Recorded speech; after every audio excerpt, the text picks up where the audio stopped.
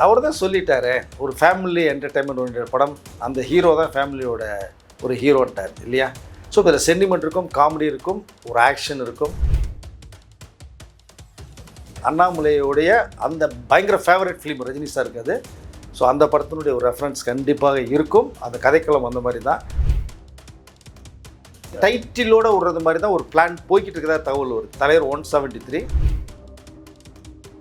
அப்பா கமல் ஏதாவது சொல்லுவார், கேட்டுறாதீங்க, ரசிகர்கள் நான் பேசிக்கிறேன்.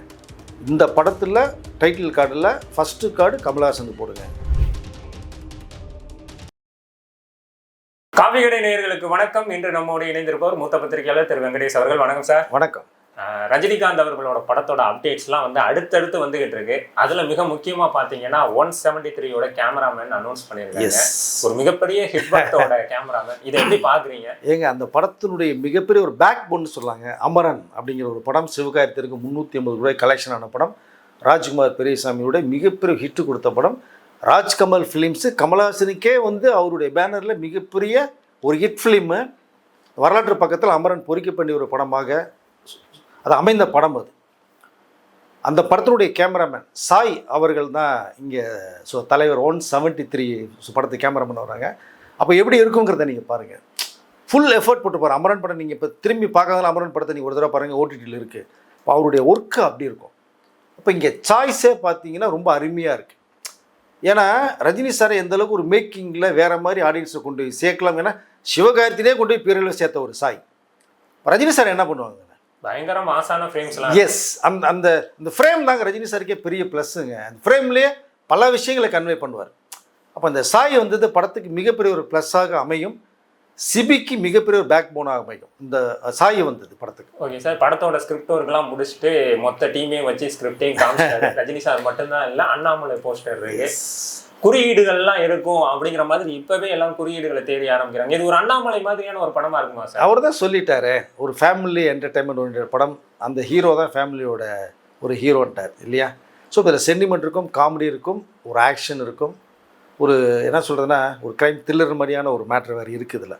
ஸோ நீங்கள் அந்த பவுண்டட் ஸ்கிரிப்ட் ரெடி பண்ணி ரஜினி சார் சொல்லப்பட்ட சில விஷயங்கள் ஆட் பண்ணி, இனிமேல் ரஜினி சார் அந்த கதைக்குள்ளே போகவே மாட்டார். இதுதான் ரஜினி சார். அதற்கு முன்பாக சின்ன சின்ன கரெக்ஷன் சொல்லுவார். இது நீங்கள் பண்ணீங்க, நமக்கு ஆடியன்ஸுக்கு இது தேவை, உள்ளே வைங்கன்னு சொல்லுவார். இப்போ சிபி சக்கரவர்த்தி எல்லாம் கேட்டுட்டு கதை உட்காந்து டிஸ்கஷன் பண்ணி ஒரு பவுண்டட் ஸ்கிரிப்ட் எடுத்து கொண்டு கையில் காமிச்சிட்டார். இதாங்க பவுண்டட், இதாங்க அதான் 173 படத்தினுடைய கதைக்களம் இதுதான். இப்போ அந்த கதையை படிச்சிங்கன்னா நீங்கள் அப்படியே ஃப்ரேம் ஓடுனீங்க, அப்படியே ரைட்டப் பண்ணியிருக்காராம். சூப்பர் விசுவலேஷனோட, டைலாக்கோட, டிஸ்கிரிப்ஷனோட, frame by frame, shot by shot பிரிச்சிருக்காராம். உங்களுக்கு ரஜினி சார் பார்த்து மிரண்டு போயிருக்காராம்.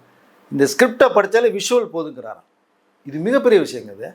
ஸோ அதை எல்லோரும் முன்னாடி வச்சு நான் ரெடி பண்ணிட்டேன் தலைவர் படத்துக்கு வேண்டிய ஸ்கிரிப்ட்னு சொல்லி.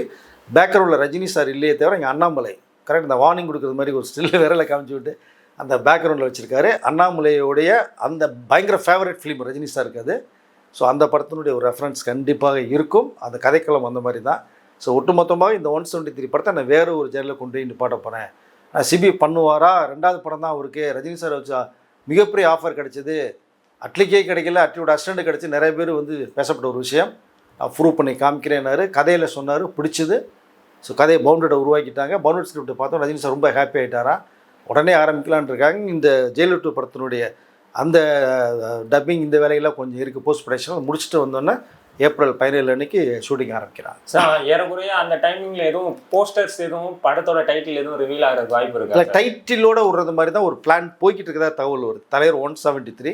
ஸோ அந்த டைட்டிலை வைக்கலாம், அதோடய ரிலீஸ் பண்ணலாம், ஃபஸ்ட்டு ஒரு சிங்கிளோடய ஓப்பன் பண்ணிடுவோம் அப்படிங்கிற மாதிரி இருக்குது. அதனுடைய மேக்கிங்கில் என்ன மாதிரி டோனில் ரஜினி இருப்பார், என்ன காஸ்டியூம்ஸ், என்ன ஹேர் ஸ்டைல் அப்படிங்கிறது இப்போ எதிர்பார்ப்பு சிபி சொல்ல நிறைய பேர் கேட்க ஆரம்பிச்சிட்டாங்களாம்.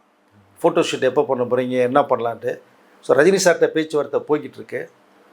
அவர் ஒரு டேட்டு டைம் சொன்னார்னா, இப்போ நம்ம 174க்கு ப்ரோமோ நடந்தது மாதிரி ஒரு ஸ்டில் பண்ணுறதுக்கான வாய்ப்புகள் இருக்கும்னு நினைக்கிறேன்.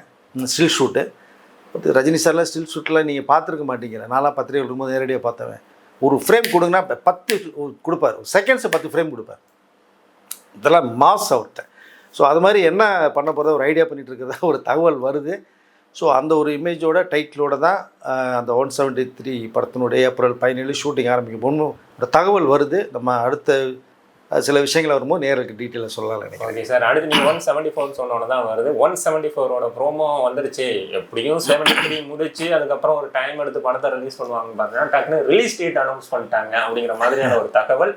ஸோ நம்ம பேசின ஒரு விஷயமும் இப்போ ரிவீல் ஆயிருக்கு, அஃபிஷியலாக ரிவீல் ஆயிருக்கு. ஸோ அதை பற்றி சொல்லுங்கள். இல்லை, அது ஏற்கனவே வந்து 174 வந்து ரஜினியும் கமலும் பண்ணுறது சும்மா அதெல்லாம் சாத்தியம் இல்லை அப்படின்னு பேசப்பட்டிருக்கும் போது தான் டக்கு ரஜினி சாருடைய ஃபுல் அண்ட் ஃபுல் ரஜினி சாருடைய எஃபர்ட் தான் இது. அவருடைய ஸ்பீடு தான் இந்த ப்ரோமோ ஷூட் பண்ணது. இமிடியாக ரிலீஸ் பண்ணணும்னு சொன்னது காரணம் தான். ரிலீஸ் டேட்டை கொடுத்துருங்கன்ட்டாங்க. ஷூட்டிங் ஆரம்பிக்க போகிறத நீங்கள் முடிவு பண்ணுங்கன்ட்டாங்க. நெக்ஸ்ட்டு 2027 பிப்ரவரி, ஜனவரி எண்டு பிப்ரவரி ஷூட்டிங் ஆரம்பிக்கிற மாதிரி இருக்குது. அடுத்த அந்த ஆயுத பூஜைக்கு சம்திங் ரிலீஸ் பண்ணுறது மாதிரினா ஒரு ஐடியா ஒன்று பேசப்பட்ட ஒரு விஷயம் இருக்குது. அதில் அதுக்கு வேண்டிய ஆர்டிஸ்ட் விஷயங்கள், ஆர்டிஸ்ட் சாய்ஸுக்குள்ளே இப்போ நெல்சன் போயிட்டார். இப்போ அந்த ஸ்கிரிப்டுக்கு யாரை நம்ம கொண்டு வரலாம் அப்படிங்கிற மாதிரி ரஜினி சார்ட்டையும் டிஸ்கஷனில் போகிறாரு, அண்ட் கமல்கிட்டையும் போகிறாரு. 2 பேர்கிட்டையும் போயிட்டு இந்த கேரக்டருக்கு இந்த இதுக்கு இவர் கொண்டு வந்தால் பெஸ்ட்டாக இருக்குன்னு சொல்லி அந்த வேலை நெல்சன் இறங்கிட்டு தான் ஒரு தகவல் இப்போ வந்துகிட்டு இருக்கு நமக்கு. அதை சொல்லலாம், ரஜினி சார் தான் இந்த ஸ்பீடுக்கு காரணம். ரஜினி சார் மட்டும்தான்.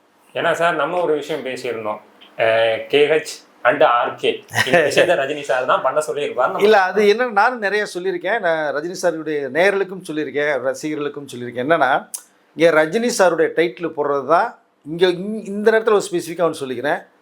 கமல் அவர்களே, ரஜினி சாருக்கு இந்த கிரேஸ் வேறு. ஃபஸ்ட்டு அவர் பேரை போடுங்க, அதுக்கப்புறம் என் பேரை போட்டுங்க, ஒன்றும் தவறு கிடையாது. இதை அவருடைய ரசிகர்கள் ஏற்றுக்கொள்ள மாட்டார்கள் அப்படின்னு சொல்லும்போது கூட ரஜினி சார் இதுக்கு முன்னாடியே சொல்லிட்டார். அப்பா கமல் எதாவது சொல்லுவார், கேட்டுறாதீங்க, என் ரசிகர்களை நான் வந்து பேசிக்கிறேன். இந்த படத்தில் டைட்டில் கார்டில் ஃபஸ்ட்டு கார்டு கமல்ஹாசனுக்கு போடுங்க, செகண்ட் கார்டு என் பேரை போடுங்க, ரசிகர்கிட்ட நான் பேசிக்கிறேன்ட்டானா. இங்கே மிகப்பெரிய ஒரு குழப்பம் நெல்சனுக்கு இருக்குது. சார் என்ன சார் நான் பண்ணுவேன், ப்ரோமோலே நீங்கள் பார்த்தா தெரியும், கன்ஃபியூஸ்டான ஒரு இதில் என்ன சார் நான் பண்ணுவேன், ஒன்றுமே புரியலையே சார் நெல்சன். அப்போ ரெட் ஜெயின் மூவிஸ் கூட ரஜினி சார் என்ன சொல்கிறாரோ கேட்டுங்கன்ட்டாங்களாம். இப்போ கமல்ஹாசன் இப்படி ஒரு ரிசல்ட்டு, கமல்ஹாசன் இப்படிலாம் சொல்லுவார், கேட்காதையும் ரஜினி சார் ஒன்று சொல்ல போய் வேறு வழியே இல்லாமல் 2 கார்டு போட முடியாது சார், என் தலையை தயவுசெய்து நெல்சன் சொல்லி இப்போ என்ன பண்ணலாங்க போது ஒரே கார்டு போடுவோம், அதில் மேலேயும் கீழேயும் போடுமா சைடில் போடுமா அப்படிங்கும்போது தான் நீ மேலே போட்டாலும் சரி சைடில் போட்டாலும் சரி கமல்ஹாசன் பேர் தான் ஃபஸ்ட்டு ஒன்று ரஜினி சார் தெளிவாக சொல்லிட்டாரான். சார் இது தேவையில்லாமல் எனக்கு இப்போ சிக்கலாக, உங்கள் ரசிகர்களுக்கு எப்படி பேசுகிறதே தெரியாதே சார், என்னை போட்டு உண்டிலேன் பண்ணிடுவாங்க, நான் பேசிக்கிறேன் ஒரே வாரத்தில் அப்படின்னு சொல்லப்பட்ட ஒரு தகவல் தான். ஒரே கார்டில் அப்படி டிசைட் பண்ணி லெஃப்ட்டில் வந்து கேஹெச், ரைட்டில் ஆர்கே போட்டு ரீயூனியன் போட்டு இந்த மேட்டரை விட்டாங்க. இதை தான் நான் நிறைய சொல்லியிருந்தேன், என்னோடய முந்தைய வீடியோவில் பார்த்தா தெரியும். ரஜினி சாரே இதை லைக் பண்ண மாட்டார், ஃபஸ்ட்டு கார்டு என் பேர் வரதுக்கு விரும்ப மாட்டார், கமல்ஹாசன் பேர் தான் போட சொல்லுவார்னு. ரஜினி சார் எந்த அளவுக்கு 174 எஃபர்ட் போட்டு ஸ்பீடு கொடுத்து படத்தை ஆரம்பிக்கிறாரோ அதே மாதிரி தான் 173லேயும் கமல்ஹாசனுக்கு அந்த படம் பண்ணுறாரு, அவருடைய பேர் தான் வரணும்னு சொல்லிட்டாரு. அப்படி ஒரு விஷயங்கள் போகுது. இதில் வந்து இதே 174 வந்து Kamal title first, second title Rajini sir. இது ரஜினி சார் எடுத்த முடிவு தான். சார் எனக்கு இன்னொரு கேள்வி என்னன்னா, பிப்ரவரி அடுத்த வருஷம் பிப்ரவரியில் படம் ஷூட் ஆரம்பிங்க, ஆயுத பூஜைக்கு படம் ரிலீஸ் பண்ணும்போது அவ்வளோ ஸ்பீடாக பண்ணிடுவாங்களா சார்? ஏன்னா 2 பெரிய ஆர்டிஸ்ட்டு, பட்ஜெட் பெருசுங்கிற பொழுது இந்த விஷயங்கள்லாம் எப்படி சார்? ஸ்கிரிப்ட் ஒரு ரெடியாக சிபி எப்படி பவுண்டட் ஸ்கிரிப்டாக வச்சுருந்தார் உங்களுக்கு காமிச்சார் இல்லையா? நெல்சன் அதே பவுண்டட் ஸ்கிரிப்ட் கொடுத்துட்டாங்கன்னா ஒன்றும் பிரச்சனையே இல்லை. ரஜினி சாருக்கு ஒரு ஸ்கிரிப்ட் போகும், கமலுக்கு ஒரு ஸ்கிரிப்ட் போகும், அவ்வளோதான். நாளை எடுக்க போகிற சீனை நைட் டிஸ்கஷன் பண்ணிடுவாங்க. நாளைக்கு காலை 7 மணிக்கு என்ன எடுக்க போகிறோம், 6 மணிக்கு என்ன எடுக்கும், 9 மணிக்கு என்ன எடுக்க போகணும்னு ஃபுல்லாக சீனை டெவலப் பண்ணி சொல்லிடுவாங்க, நெல்சன் சொல்லிடுவாங்க. மற்ற வேலையில் எல்லாம் ப்ரொடக்ஷன் எக்ஸிக்யூட்டிவ் என்னென்ன தேவையில்லை பண்ணி முடிச்சு லொக்கேஷன் ரெடி பண்ணிடுவாங்க, எல்லாம் ரெடியாக இருக்கும். ரஜினி சார் கமல் வந்தாங்கன்னா ஆக்ட் பண்ணிட்டு போக வேண்டிய வேலை மட்டும்தான் இருக்கும். இல்லை இந்த பேப்பர் ஒர்க்கு சில ஏக்கர்கள் வந்து ஸ்பாட் ஒர்க்கு போவாங்க, அதுதான் மிகப்பெரிய தவறு. நீங்கள் சொன்ன டயத்துக்கு பட முடியாது, சொன்ன நேரத்துக்கு முடியாது, நீங்கள் இந்த சொன்ன பட்ஜெட்டில் படம் பண்ண முடியாது, எல்லாமே ட்ரிபிள் ஆகும். அங்கே தான் தயாரிப்பாளர் தள்ள அப்படியே என்னையா அப்படின்னு புலம்புவாங்க. இங்கே அப்படி இல்லை, நெல்சன் எல்லாமே பக்கா ப்ராப்பராக கையில் வச்சுட்டு உள்ளே இறங்குறாரு. அப்படிங்கும்போது உங்களுக்கு இந்த ஸ்கிரிப்டை ஃபுல்லாக டிசம்பர் ஜனவரிக்குள்ளே பவுண்டட் ஸ்கிரிப்டை வந்து ரெடி பண்ணிடுறார் நெல்சன். ஆக்டர்ஸ் எல்லாம் ரெடி பண்ணி இப்போ பேச்சுவார்த்தையில் போயிட்டார். அவர் மைண்டு தானே இருக்கும் கண்டிப்பாக, ஏன்னா அவர் தான் ஸ்கிரிப்ட் ரைட்டு. அப்போ இது யார் யார் யார் ஸோ அப்போது ஜனவரி முடிஞ்சிட்டு பிப்ரவரி, ஏன்னா ஜனவரி பொங்கல் அன்னைக்கு 173 படம் ரிலீஸ், சிபியோட படம். அதெல்லாம் செலிப்ரேட் பண்ணி முடித்த உடனே பிப்ரவரி ஃபஸ்ட் வீக் ஸ்டார்ட் பண்ணுறாங்கன்னா ஒன்றும் கிடையாது. அந்த கிட்டத்தட்ட 7-8 மாதம் கையில் இருக்குது உங்களுக்கு. அழகாக பிரிப்பாங்க. மிஞ்சி போனால் ரஜினி சாருடைய ஒரு 75 சீன் இருக்கும் படத்தில், அவ்வளோதான். அதில் 30-35 சீன் வந்து கமலும் ரஜினி சாரும் மாறி மாறி வந்தாங்கன்னா ஒரு 60 சீன் வருவாங்க. 15 சீன் மற்ற கோஆர்டிஸ்ட் உள்ள வருவாங்க. அப்படி பார்த்த போனோம்னா மிஞ்சி போனால் ஒரு 100 நாள் தான் டேட் வரும் 2 பேருக்குமே, அதிகபட்சமாக சொல்கிறேன். அப்போது இங்கே ஒரு 100 நாள் பாதி காம்பினேஷன், இங்கே ஒரு பாதி காம்பினேஷன்னா மிஞ்சி போனால் உங்களுக்கு வந்து ஒரு 5 மந்த்ஸில் படம் 150 நாளில் படம் முடிஞ்சிடும் உங்களுக்கு.